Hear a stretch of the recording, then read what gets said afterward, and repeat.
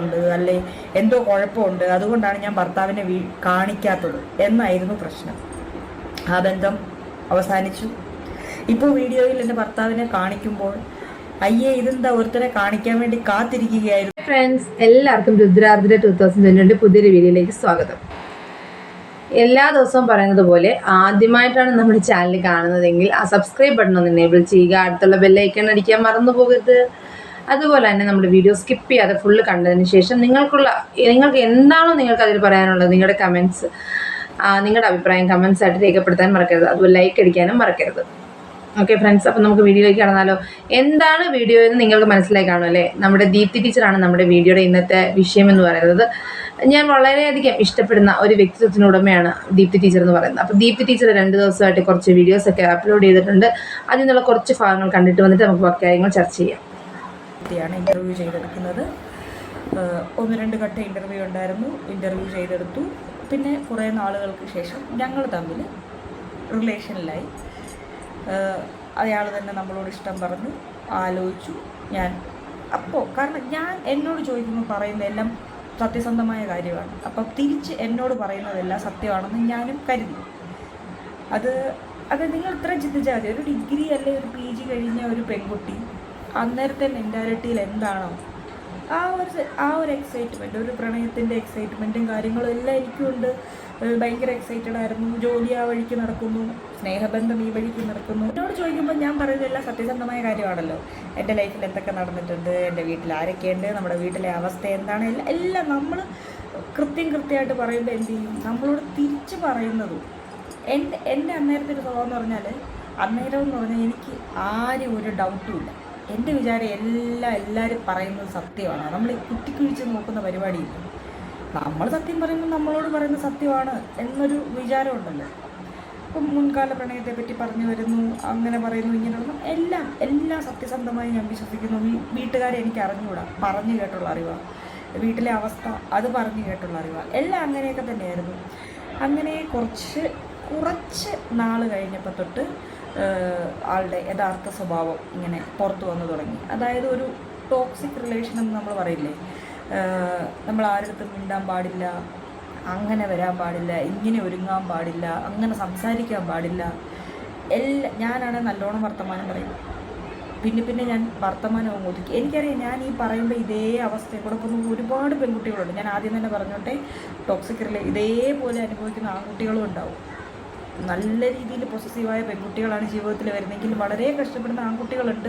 അതെനിക്ക് നേരിട്ട് അറിയാവുന്നവരുമുണ്ട്. ഞാൻ ആണുങ്ങളെ സപ്പോർട്ട് ചെയ്തില്ല എന്ന് പറയരുത്. ഞാൻ പറയുന്ന എൻ്റെ അനുഭവമാണ്. അപ്പോൾ എനിക്കറിയാവുന്ന കാര്യം മാത്രമേ എനിക്ക് പറയാൻ പറ്റുള്ളൂ. അങ്ങനെ കുറച്ച് ദിവസം കഴിയുമ്പോഴത്തേക്ക് അപ്രതീക്ഷിതമായി പുള്ളി എന്നെ ഉപദ്രവിച്ചു എന്ന് പറഞ്ഞാൽ എങ്ങനെ പറഞ്ഞു വെച്ചാൽ ഞാൻ ആകെ അങ്ങ് ഷോക്കായിപ്പോയി. കാരണം വീട്ടിൽ നിന്നും നമ്മളെ ഞാൻ തല്ലേണ്ട അവസ്ഥയോ കാര്യമൊന്നും വന്നില്ല, ഒരു കാരണമില്ലാണ്ട് ഉപദ്രവിച്ചു. അപ്പോൾ ഒരു സ്റ്റാർട്ടിങ് പുള്ളിക്ക് കിട്ടിയല്ലോ. പിന്നെ എല്ലാ കാര്യത്തിലും ഉപദ്രവമായി.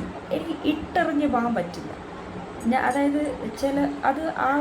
ഇപ്പം പലർക്കും തോന്നും നിങ്ങൾക്ക് പിന്നെ അന്നേരം കളഞ്ഞാൽ പോരായിരുന്നു, അന്നേരം അങ്ങ് വേണ്ടാന്ന് വെച്ചപ്പോൾ. എനിക്കതിനുള്ള ധൈര്യവും ഇല്ലായിരുന്നു. എനിക്കൊരു തരം സഹതാപമായിരുന്നു.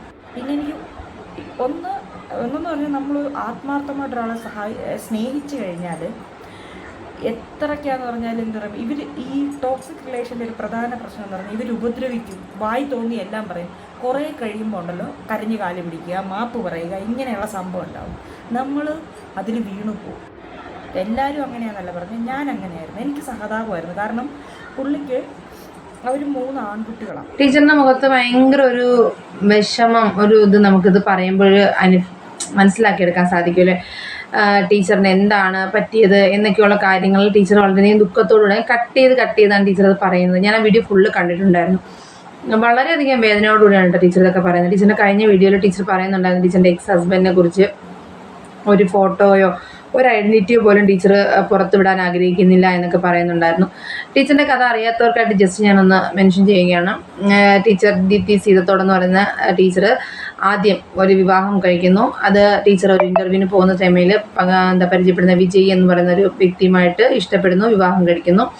വിവാഹം കഴിച്ച് കൂടെ താമസിച്ചുകൊണ്ടിരിക്കുന്ന സാഹചര്യത്തിലാണ് പെട്ടെന്നാണ് ടീച്ചർ മനസ്സിലാക്കുന്നത് ഇയാളൊരു മദ്യപാനിയും അതുപോലെ തന്നെ ഒരു ടോക്സിക് ക്യാരക്ടറാണെന്ന്. എല്ലാത്തിനും റെസ്ട്രിക്ഷൻസ്, ആരോട് മിണ്ടിയാലും കുറ്റം, സംശയം, എല്ലാത്തിനും സംശയം, ഒന്നിനും ഒരു സ്വാതന്ത്ര്യമില്ലാത്തൊരവസ്ഥ. ടീച്ചറിനെ സംബന്ധിച്ച് ടീച്ചർ എല്ലാവരോടും നല്ലതുപോലെ സംസാരിക്കുന്ന ഒരു വ്യക്തിയാണ്, ഒരുപാട് പേരെ ഹെൽപ്പ് ചെയ്യുന്ന ഒരു ആറ്റിറ്റ്യൂഡാണ്. ടീച്ചറിന് യൂട്യൂബ് ചാനൽ ഉണ്ടായിരുന്നു ആ സമയത്ത്. അപ്പോൾ ടീച്ചർ ആ യൂട്യൂബ് ചാനലൊന്നും ടീച്ചറിൻ്റെ ഹസ്ബൻഡ് ഫേസ് പോലും കാണിക്കുന്നില്ല, വളരെയധികം ഒതുങ്ങി നിൽക്കുന്നു, പക്ഷേ ടീച്ചറിനെ വളരെയധികം ഉപദ്രവിക്കുന്നു.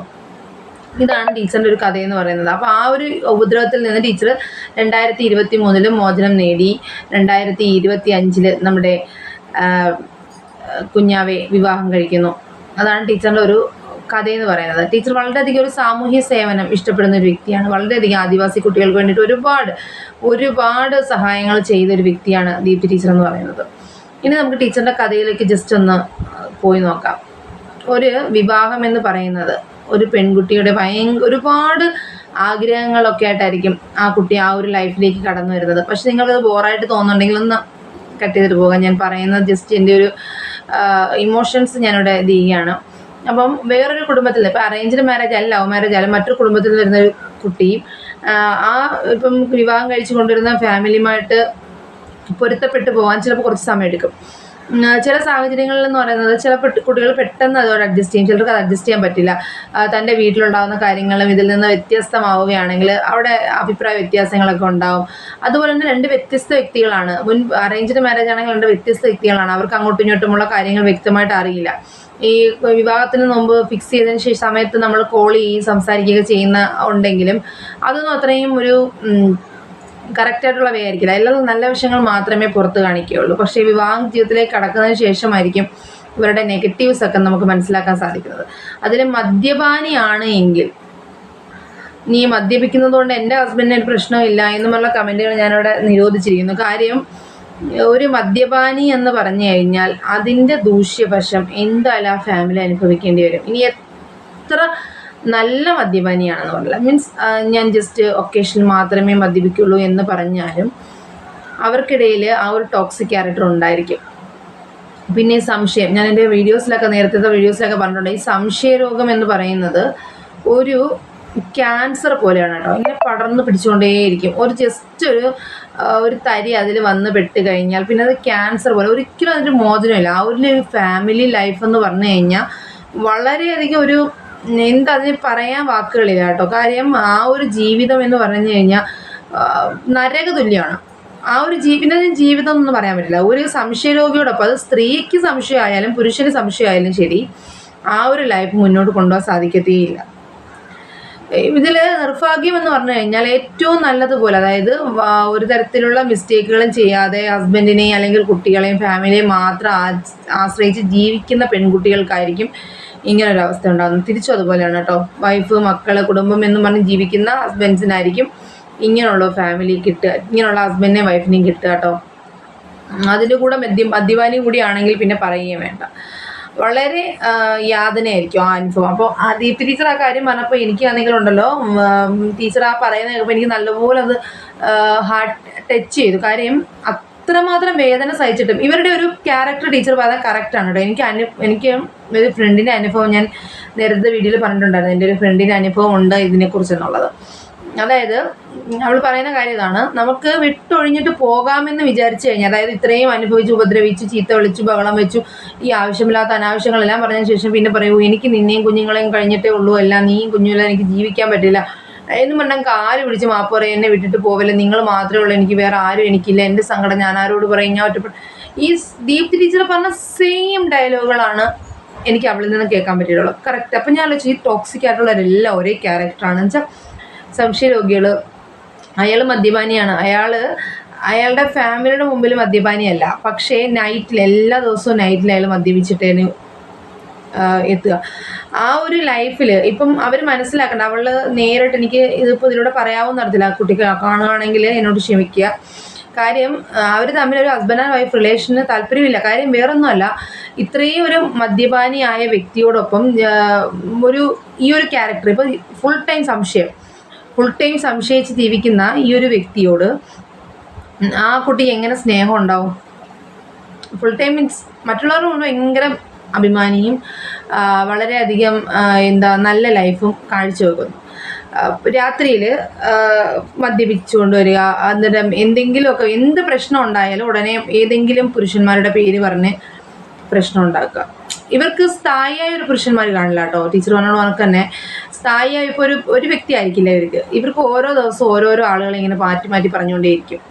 അവർ അച്ഛനെയും ആങ്ങളെയും വരെ സംശയിക്കുന്ന ടീമുകളായിരിക്കും. അത്രമാത്രം ക്രൂരതായിരിക്കും. കാര്യം എനിക്കൊന്ന് ശാരീരിക ഉപദ്രവവും ഭയങ്കര ബുദ്ധിമുട്ടാണ് എങ്കിലും ഈ മാനസികമായിട്ടുള്ള ഉപദ്രവം എന്ന് പറയുന്നത് ആ കുടുംബത്തിലെ കുഞ്ഞുങ്ങളെയും കൂടെ അത് ബാധിക്കും. അത് എന്നാണ് ഇവർ മനസ്സിലാക്കുന്നതെന്നാണ്. എൻ്റെ ഏറ്റവും അടുത്ത എൻ്റെ ഡിയറസ്റ്റ് ഫ്രണ്ടാണ് കേട്ടോ. അതുകൊണ്ടാണ് ഈ കാര്യങ്ങളൊക്കെ നമ്മളായിട്ട് ഡിസ്കസ് ചെയ്തിട്ടുള്ളത്. അപ്പം ഞങ്ങളൊക്കെ ഒരുപാട് ഉപദേശമായിട്ട് പറഞ്ഞു, നീ ഡിവോഴ്സ് കൊടുക്കുക, എന്തിനാ ഇങ്ങനെ കഷ്ടപ്പെട്ട് മുന്നോട്ട് പോകുന്നതെന്ന് പറയുമ്പം അവിടുന്നുള്ള മറുപടി, എനിക്കത് പറ്റുന്നില്ല, ഞാൻ അത്രമാത്രം സ്നേഹിക്കുന്നുണ്ട്, ഞാൻ ഡിവോഴ്സ് ചെയ്യുന്നൊക്കെ പറഞ്ഞാലും എനിക്ക് സാധിക്കുന്നില്ല. പിറ്റേ ദിവസം വന്ന് ക്ഷമ ചോദിക്കുമ്പോൾ ഞാൻ എല്ലാം അങ്ങ് മറക്കും, അല്ലെങ്കിൽ ഒന്ന് പുറത്തു പോകുമ്പോൾ ഞാൻ എല്ലാം അങ്ങ് മറക്കും, പിന്നെ ഇത് തന്നെയാണ് അവസ്ഥയെന്ന്. ഇവരെങ്ങനെ മാറും? ടീച്ചർ പക്ഷേ ബുദ്ധിപരമായിട്ട് ഡി അഡിക്ഷൻ സെൻറ്ററിൽ കൊണ്ടുപോയി 2023 അതിൽ നിന്ന് മോചനം നേടിയത് വളരെയധികം എന്താണ് കേട്ടോ, നല്ലതാണ്. കാര്യം ഇവർ പറയുന്നതിനെല്ലാം ഇത് പിടിക്കുന്ന മുയലിന് 3 കൊമ്പെന്ന് പറയുന്നതാണ് അവരുടെ ശരി.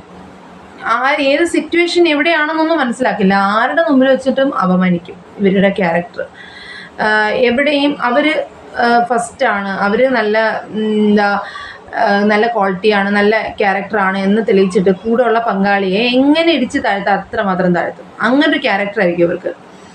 വളരെ ദുഃഖകരമാണ് ഇവരെ കൂടെ ജീവിച്ചു പോവുക എന്ന് പറയുന്നത്. എന്തായാലും ടീച്ചർ പറയുന്ന ബാക്കി കാര്യങ്ങളോട് കുറച്ച് കേൾക്കാം.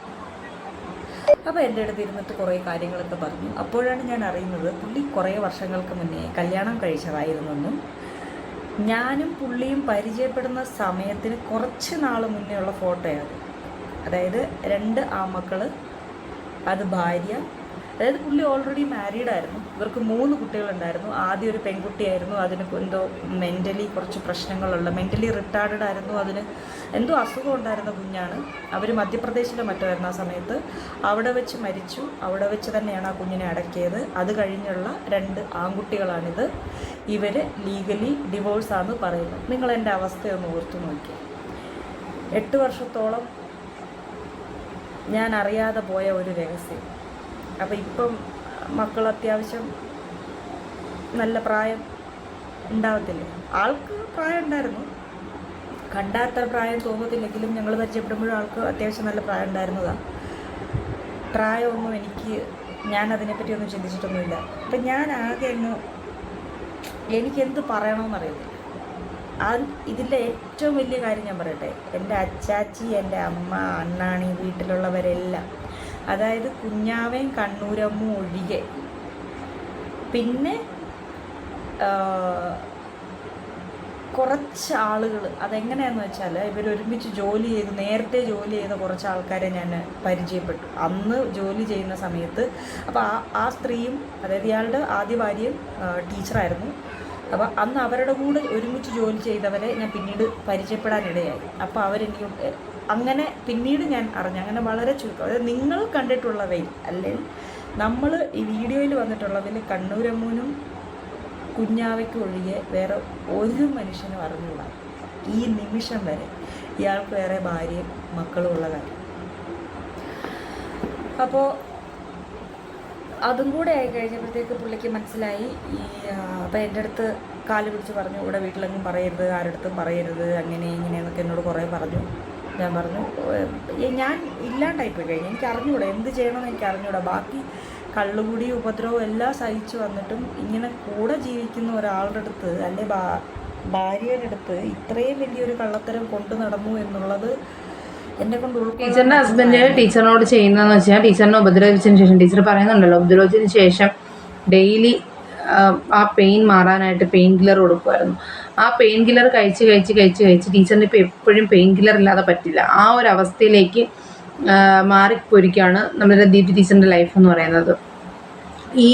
ഈ തരത്തിലുള്ള ഏതൊരു പുരുഷന്മാരോട് ജീവിക്കുന്ന സ്ത്രീകൾക്കും ഇതുപോലെ എന്തെങ്കിലുമൊക്കെ ഉള്ള പ്രശ്നങ്ങളുണ്ടാവും കേട്ടോ. കാര്യം അവരിങ്ങനെ അഡിക്റ്റ് ആക്കും ഒന്നിന്, അല്ലെങ്കിൽ ഇപ്പം എന്തിനെങ്കിലുമൊക്കെ അവർ അഡിക്റ്റ് ആക്കിക്കൊണ്ട് വെച്ചാൽ അവരുടെ ആ ഒരു ലെവലിൽ നമ്മൾ മയക്കുമരുന്ന് കൊടുക്കുക എന്ന് പറയത്തില്ല, ആ ഒരു അവസ്ഥയിലേക്ക് ഇവരവരുടെ വൈഫ് പങ്കാളിയെ കൊണ്ടുവരും കേട്ടോ. അത് ഈ ഒരു റിലേഷൻ്റെ ഒരു ഇതാണ്.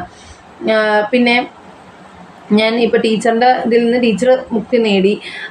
ഇപ്പം ഇങ്ങനെയുള്ള ഒരുപാട് സ്ത്രീകൾ ഈ ഒരു കാലഘട്ടത്തിൽ ജീവിക്കുന്നുണ്ട്. അവരോടൊക്കെ എനിക്ക് പറയാനുള്ളത്, പ്ലീസ് ഇങ്ങനെ നമ്മൾ ഒരു ലൈഫിൽ കടിച്ചു തൂങ്ങി ജീവിക്കാതെ ഇതിലും ഭേദം ഒറ്റപ്പെട്ട് ജീവിക്കുക. അതിലും ഭേദം മരണം തന്നെയാണ് കേട്ടോ. ഞാൻ വേറൊന്നുമല്ല, ഇങ്ങനെയൊക്കെ ജീവിക്കുന്നതിലും ഇതൊരിക്കലും നേരെയാവില്ല. ടീച്ചർ ഇപ്പം ഞാൻ സഹിച്ചു മുന്നോട്ട് പോകാമെന്ന് കരുതി ടീച്ചർ ജീവിച്ചിരുന്നുവെങ്കിലും ഇത് ശാശ്വതമാകില്ല. കാരണം ഇത് ഡെയിലി ഇങ്ങനെ ഉപദ്രവിച്ചുകൊണ്ടേയിരിക്കും, ഇങ്ങനെ അനുഭവിച്ചുകൊണ്ടേയിരിക്കും. ടീച്ചറിൻ്റെ ലൈഫിൽ ഉണ്ടായ മറ്റൊരു പ്രശ്നം ടീച്ചർ പറയുന്നത്, ഇയാൾക്കൊരു വൈഫും 2 മക്കളും ഓൾറെഡി ഉണ്ടായിരുന്നു. ഈ ഒരു സംഭവം ടീച്ചറിൽ നിന്ന് ഒളിച്ചു വെച്ചിരിക്കുകയായിരുന്നു. കാര്യം ആ ഒരൊറ്റ കാരണം കൊണ്ടാണ്, ഈ ഒരു പോയിന്റ് ഞാൻ പറയാൻ കാരണം, ഈ ഒരൊറ്റ കാരണം കൊണ്ടാണ് ഈ ടീച്ചറിനെ ഇയാൾ ഡെയിലി സംശയിക്കുന്നത്. കാര്യം ഇയാൾക്ക് ഇങ്ങനൊരു റിലേഷൻ മീൻസ് വിവാഹം കഴിച്ചതാണ് അത്. അപ്പോൾ അങ്ങനെ റിലേഷൻ ഉള്ളത് കൊണ്ട് തന്നെ തൻ്റെ ഭാര്യയ്ക്കും തൻ്റെ കൂടെ ജീവിക്കുന്നവർക്ക് ഇതേപോലുള്ള കാര്യങ്ങളുണ്ടോ, ഇവളും എന്നിൽ നിന്ന് വല്ല മറച്ചു വെക്കുന്നുണ്ടോ, ഞാനിങ്ങനെ ആണല്ലോ, അപ്പോൾ അത് അവളും ഇതുപോലെ ആയിരിക്കുമല്ലോ എന്നൊരു ചിന്ത എപ്പോഴും ഇവരെ മനസ്സിൽ കാണും കേട്ടോ. എപ്പോഴും ഫുൾ ടൈം. ഞാൻ പറഞ്ഞ എൻ്റെ ഒരു ഫ്രണ്ടില്ലേ, അവളുടെ ഹസ്ബൻഡ് ഇതുപോലെയാണ്. അയാൾക്ക് ഓൾറെഡി വേറൊരു ഇല്ലീഗൽ റിലേഷൻ മുമ്പ് ഉണ്ടായിരുന്നു. അയാളുടെ ജീവിതത്തിൽ എപ്പോഴും നൈറ്റ് കോളും ഇവളറിയാതെയുള്ള ഫോൺ കോളുകളും മറ്റു കാര്യങ്ങളൊക്കെ ഉള്ളത് കൊണ്ട് ഇയാൾ വിചാരിക്കുന്നത് തൻ്റെ ഭാര്യ എപ്പോഴും അങ്ങനെയാണ്. തൻ്റെ ആ ഫോണിലോട്ട് ആരെങ്കിലും ഒരു അൺനോൺ നമ്പർ വന്നു കഴിഞ്ഞാൽ അവളെ കാമുകനായിരിക്കും വിളിച്ചത്, ഞാനിങ്ങനെ ആണല്ലോ, അപ്പോൾ അവനും അവളും അങ്ങനെ ആയിരിക്കും എന്നുള്ളൊരു തെറ്റായ ധാരണ എപ്പോഴും ഈ ഒരു തരത്തിലുള്ള ആളുകളുടെ കയ്യിൽ കാണും കേട്ടോ. എപ്പോഴും കാര്യം ഇവർ ഓൾറെഡി തെറ്റ് ചെയ്തവരാണ്. അപ്പോൾ അതുകൊണ്ട് തന്നെ ഇവർക്ക് ആ ഒരു ഡൗട്ടാണ്, തന്നെ പോലെ ആയിരിക്കും മറ്റുള്ളവർ എന്നൊരു ചിന്ത ഇവരെ മനസ്സിൽ കിടക്കുന്നതുകൊണ്ടാണ് കേട്ടോ ഇവരെപ്പോഴും ഈ ഒരു. അപ്പോൾ എനിക്ക് സത്യം പറഞ്ഞാൽ ദീപ്തി ടീച്ചർ ആ വീഡിയോ ഇട്ടപ്പം ടീച്ചറിൻ്റെ അടുത്ത് ഇങ്ങനെ പറയണം, നമ്മൾ നേരിട്ടൊരാൾ സംസാരിക്കുകയാണെങ്കിൽ ഫോൺ ചെയ്ത് പറഞ്ഞത്, ആ ടീച്ചർ ഇങ്ങനെയാണ്, എൻ്റെ ഫ്രണ്ട് ഇങ്ങനെയാണ് സംഭവിച്ചത്, അപ്പോൾ ഇവർക്ക് ഇങ്ങനൊരു കാര്യം ഉള്ളത് കൊണ്ടാണ് ഇവരിങ്ങനെ കാണിക്കുന്നത് എന്ന് പറയണമെന്ന് അത്രമാത്രം തോന്നിപ്പോയി. കാര്യം ഈ സെയിം സിറ്റുവേഷനാണ് ആ കുട്ടി തരണം ചെയ്തുകൊണ്ടിരിക്കുന്നത്. ഇത്രയും ക്വാളിഫൈഡ് ആയിട്ട്, നല്ല ക്വാളിഫിക്കേഷൻ ഉണ്ട്, സാമ്പത്തികമായിട്ടും നല്ല രീതിയിൽ മുന്നോട്ട് പോകുന്ന ഫാമിലിയാണ്, മറ്റ് പ്രശ്നങ്ങളൊന്നുമില്ല, 2 കുഞ്ഞുങ്ങളുണ്ട്, വേറെ കുഴപ്പങ്ങളൊന്നുമില്ല. പക്ഷേ അപ്പം ആ മക്കളും ഇത് കണ്ടു വളരുകയാണല്ലോ എന്നുള്ളതാണ് അവളുടെ ഏറ്റവും വലിയ വിഷമം എന്ന് പറയുന്നത് കേട്ടോ. അപ്പോൾ ഈ ടീച്ചറിൻ്റെ ഈ അനുഭവം, ടീച്ചറിൻ്റെ വീഡിയോ ചെയ്തിട്ട് ഞാൻ ടീച്ചറിനെ കുറിച്ച് അല്ല പറയുന്നത്, ഫുള്ള് പുറത്തുനിന്നുള്ള കാര്യമാണെങ്കിൽ പറയുന്നത്, ഇനി ഇത് അനുഭവിക്കുന്ന സ്ത്രീകളുണ്ടെങ്കിൽ അതിൽ നിന്ന് പുറത്ത് ചാടുക. ഇനിയും ആ ഒരു നരകത്തിൽ കിടന്ന് കഷ്ടപ്പെടാതെ തൻ്റെ മക്കളുടെ ഭാവി ഓർത്തിട്ടാണ് ജീവിക്കുന്നതെങ്കിൽ ആ കുഞ്ഞുങ്ങൾക്ക് നല്ലൊരു ഭാവി ഉണ്ടാവില്ല കേട്ടോ. ഇങ്ങനെയുള്ള ലൈഫിൽ എന്തിനേയും സംശയിച്ച്. അപ്പം ടീച്ചർ പറഞ്ഞ ഡയലോഗ് കറക്റ്റാണ്. ഞാൻ അവരോട് അങ്ങനെ ഞാൻ ഇങ്ങനെ പറയാൻ പാടില്ല, ഞാൻ ഇങ്ങനെ ചെയ്യാൻ പാടില്ല, ഞാൻ ഇങ്ങനെ നടക്കാൻ പാടില്ല, ഞാൻ ഇങ്ങനെ ഒരുക്കി നടക്കാൻ പാടില്ല, ഇങ്ങനെ ചെയ്യാൻ പാടില്ല. എല്ലാത്തിനും റെസ്ട്രിക്ഷനാണ് അവർക്ക്. അവർ പറയുന്ന കണക്കുള്ളൊരു പാവയായിരിക്കണം, അവരെന്ത് പറയുന്നത് അതുപോലെ ചെയ്യാൻ പറ്റണം. ഈ രീതി ടീച്ചർ പറഞ്ഞ കാര്യങ്ങൾ തന്നെയാണ് കേട്ടോ അവളെന്നോട് പറഞ്ഞിട്ടുള്ളത്. ഒരൊറ്റ കാര്യത്തിന് പോലും അതിൽ മാറ്റം സംഭവിച്ചില്ല. മാറ്റം സംഭവിച്ചിട്ട് കാര്യമുള്ളൂ, ഭാര്യയും 2 മക്കളും ഉണ്ട് എന്ന് അയാൾക്ക് ലീഗലി അയാൾ മാരീഡ് ആണെങ്കിൽ ഇത് ഇല്ലീഗൽ റിലേഷൻ ആയിരുന്നു. ഇപ്പോൾ ഉണ്ടോ എന്നുള്ള കാര്യം അവൾക്കറിയില്ല, അവളത് തിരക്കാറില്ല, അവൾക്കത് ബാധകമല്ല. അവളുടെ മക്കളെ നോക്കി ജീവിക്കുന്നു, പിന്നെ ഈ സമൂഹം സൊസൈറ്റിയെ പേടിച്ച് ജീവിക്കുന്നു. പക്ഷേ അവളുടെ ഏറ്റവും വലിയ വിഷമം ചുമ്മാ ആവശ്യമില്ലാത്ത ആളുകളുടെ പേര് പറഞ്ഞുള്ള ഈ ഒരു കുറ്റപ്പെടുത്തൽ. ഈ ദീപ്തി ടീച്ചർ പറഞ്ഞ കണക്കിന് ഡൗട്ട്. ഇപ്പം ടീച്ചറിന് ഇതൊക്കെ സംഭവിച്ചു, കുഞ്ഞുങ്ങളൊന്നും ഇല്ലാത്തതുകൊണ്ട് തന്നെ അതിൽ നിന്ന് രക്ഷപ്പെട്ട് പുറത്തിറങ്ങി. ടീച്ചർ ലീഗലി അത് മാരീഡും അല്ലായിരുന്നു. ആദ്യം റിലേഷനിൽ രക്ഷപ്പെടാൻ ടീച്ചറിന് എളുപ്പമായിരുന്നു. ഇതൊക്കെ ലീഗലി മാരീഡാണ്, അവന് പറ്റില്ല, ബുദ്ധിമുട്ടുകളാണ്, ഡിവോഴ്സൊക്കെ ഭയങ്കര പാടാണ് കിട്ടാൻ. പക്ഷേ എനിക്ക് തോന്നുന്നു ഇങ്ങനെയുള്ള റിലേഷനൊക്കെ തെളിയിക്കപ്പെട്ട് കഴിഞ്ഞാൽ പെട്ടെന്ന് ഡിവോഴ്സ് കിട്ടുമെന്ന് തോന്നുന്നു. എന്തായാലും നല്ലൊരു അഡ്വക്കേറ്റിൻ്റെ അടുത്തൊക്കെ പോയി കഴിഞ്ഞാൽ അതിന് കറക്റ്റായിട്ടുള്ള സൊല്യൂഷൻ കിട്ടും. എത്ര പറഞ്ഞാലും ആ കുട്ടി അത് മനസ്സിലാക്കില്ല. വീണ്ടും തൻ്റെ ഹസ്ബൻഡാണ്, തൻ്റെ മക്കളുടെ അച്ഛനാണ് എന്നൊക്കെ പറഞ്ഞിട്ട് ആ റിലേഷനിൽ തന്നെ മുന്നോട്ട് പോവുകയാണ് ആ കുട്ടി. ഇതിൻ്റെ അവസാനം എന്തായിരിക്കും എന്നുള്ളത്, ആ കുഞ്ഞുങ്ങൾക്ക് അമ്മയെ നഷ്ടപ്പെടുമോ എന്നുള്ളതാണ് നമ്മുടെയൊക്കെ ഭയം കേട്ടോ. അത്രമാത്രം അനുഭവിക്കുന്നുണ്ട്. ഡെയിലി നമ്മൾ വിളിക്കുമ്പോഴൊക്കെ പറയുന്ന കാര്യങ്ങളെല്ലാം ഈ ഒരു വേദനയാണ് പറയുന്നത്. ഞാൻ ഈ വീഡിയോ ഷെയർ ചെയ്ത് കൊടുത്തിട്ടുണ്ട്. അതായത് ദീപ്തി ടീച്ചറിൻ്റെ വീഡിയോ ഷെയർ ചെയ്ത് നമ്മൾ കാണുക, എന്നിട്ട് അവരെന്ത് തീരുമാനമാണ് എടുത്തതെന്ന് മനസ്സിലാക്കുക, അതുപോലെ മുന്നോട്ട് പോകൂ എന്നാണ് പറഞ്ഞത്. അപ്പം ഇതിൽ ടീച്ചറിന് എന്തായാലും നല്ലൊരു ലൈഫ് ടീച്ചറിന് കിട്ടി, ടീച്ചറിനെ മനസ്സിലാക്കുന്ന നല്ലൊരു ഹസ്ബൻഡിനെ കിട്ടി. അത് ടീച്ചറിൻ്റെ ഭാഗ്യമാണ് കേട്ടോ. കാര്യം എല്ലാവർക്കും അങ്ങനെയുള്ള ലൈഫൊന്നും കിട്ടില്ല. സെക്കൻഡിലോട്ട് പോയി കഴിഞ്ഞാൽ ഇതിന് അപ്പുറമുള്ള ജീവിതമായിരിക്കും ചിലർക്ക് കിട്ടുന്നത്. ഒട്ടും മനസ്സിലാക്കാത്ത നിൻ്റെ ബുദ്ധിമുട്ട്, നിൻ്റെ ഈ സ്വഭാവം കൊണ്ടല്ലേ നിൻ്റെ ഹസ്ബൻഡ് ഒഴിഞ്ഞു, അങ്ങനെ വരെ പറയുന്ന ഒരു ക്യാരക്ടറിലോട്ട് പോകും. അങ്ങനെയൊക്കെയാണ് നമ്മൾ കണ്ടിട്ടുള്ളത്. പക്ഷേ ഇങ്ങനെ ടീച്ചറിനെ എത്രയും സ്നേഹത്തോടെ മനസ്സിലാക്കി ടീച്ചറിൻ്റെ ഹസ്ബൻഡ് ഉണ്ടല്ലോ, വളരെ കുഞ്ഞാവ, വളരെയധികം ബഹുമാനം അറിയിക്കുന്ന ഒരു വ്യക്തിയാണ്. പിന്നെ ടീച്ചറിനെ ഇത്രമാത്രം ഉപദ്രവിച്ച ആ ഒരു ഹസ്ബൻഡിനെ ഒരു തരത്തിലും മോശപ്പെടുത്താൻ ടീച്ചർ ശ്രമിക്കുന്നില്ല കേട്ടോ. ഈ ലാസ്റ്റ് മൊമെൻറ്റിലാണ് ടീച്ചർ അത് പറയുന്നത് പോലും. ടീച്ചറിനെ പോലും ആളുകൾ നെഗറ്റീവായിട്ട് പറയാൻ തുടങ്ങിയതിന് ശേഷമാണ് ടീച്ചർ ഇത് പുറത്തു വന്നത്. ടീച്ചർ പറയുന്നുണ്ട്, കുഞ്ഞാവയ്ക്കും കണ്ണൂർ അമ്മൂനും മാത്രമേ ഇയാൾക്ക് മറ്റൊരു ഭാര്യയും മക്കളും ഉള്ള കാര്യം അറിയോ, ടീച്ചറിനെ അത്ര സ്നേഹിക്കുന്ന അമ്മയ്ക്കും അച്ഛനും ബ്രദറിനും പോലും അറിയില്ല, അവരെ പോലും അറിയിച്ചിട്ടില്ല എന്ന് പറഞ്ഞു. അത്രമാത്രം ഹസ്ബൻഡിന് ടീച്ചർ ഇത് ചെയ്തിട്ടുണ്ടായിരുന്നു. പിന്നെ എന്തായാലും ടീച്ചർ ബുദ്ധിപൂർവ്വം ലീഗലി അത് രജിസ്റ്റേർഡ് അല്ലാത്തതുകൊണ്ട് രക്ഷപ്പെട്ടു. അല്ലെങ്കിൽ ഇപ്പോൾ അയാളുടെ കയ്യിൽ നിന്ന് ഡിവോഴ്സ് എന്നൊക്കെ പറഞ്ഞാൽ വളരെയധികം ബുദ്ധിമുട്ടായേനെ. എന്നിരുന്നാലും ടീച്ചറിനെ പോലെ നല്ല രീതിയിലുള്ള തീരുമാനം എടുത്ത് ഇപ്പോഴത്തെ സമൂഹത്തിലും ഇങ്ങനെയുള്ള കുട്ടികളുണ്ടെങ്കിൽ രക്ഷപ്പെടാൻ ശ്രമിക്കുക. ഇങ്ങനെയുള്ള റിലേഷൻ ഒരിക്കലും മുന്നോട്ട് പോയില്ല കേട്ടോ, ഒരു തരത്തിലും. കാര്യം ഇവർക്ക് ഓരോ ദിവസവും ഓരോരോ ആളുകളുടെ പേര് കാണും പറഞ്ഞ് ഉപദ്രവിക്കാനായിട്ട്. അപ്പോൾ അത് കേട്ട് തന്നെത്താനെ നമ്മളെ ജീവിതം നശിപ്പിക്കുന്നതിനെക്കാട്ടി നല്ലത് അതിൽ നിന്ന് രക്ഷപ്പെടുക. എന്നിട്ട് തന്നെ മക്കളായിട്ട് ഒറ്റയ്ക്ക്, അല്ലെങ്കിൽ മക്കളുണ്ടെങ്കിൽ മക്കളുമായിട്ട്, അല്ലെങ്കിൽ സിംഗിളാണെങ്കിൽ സിംഗിളായിട്ട് ജീവിക്കുക. എപ്പോഴെങ്കിലും തന്നെ മനസ്സിലാക്കുന്ന ആരെങ്കിലും വരുവാണെങ്കിൽ വിവാഹം കഴിക്കുക, അല്ലെങ്കിൽ ഒറ്റയ്ക്ക് തന്നെ ജീവിക്കുക. ഈ ഒരു നരക ജീവിതത്തിൽ നിന്ന് ഒറ്റക്കെട്ടുള്ള ജീവിതമാണ് വളരെയധികം നല്ലതെന്നാണ് എൻ്റെ ഒരു അഭിപ്രായം. ഓക്കെ ഫ്രണ്ട്സ്, പുതിയൊരു വീഡിയോയുമായി കാണുന്നവരായിരിക്കും. Tata bye bye, see U.